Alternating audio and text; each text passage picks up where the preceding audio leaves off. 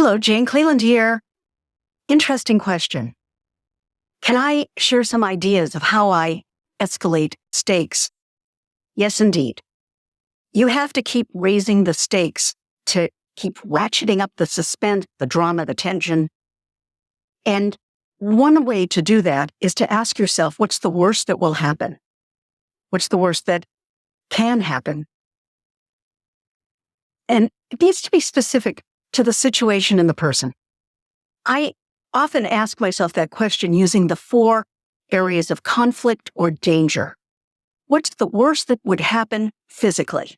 What's the worst that can happen emotionally? What's the worst that can happen spiritually? And what's the worst that can happen mentally? So physical, emotional, loss of love, loss of trust, betrayal. Mental, you're the expert in some category and you can't solve that problem.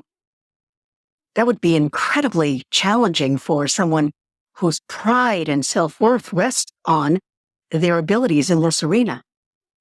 And then spiritual would be a loss of faith, a loss of self-esteem, self-respect. So that should help. You come up with new and fresh and specific to your characters and your plot situation to raise those stakes.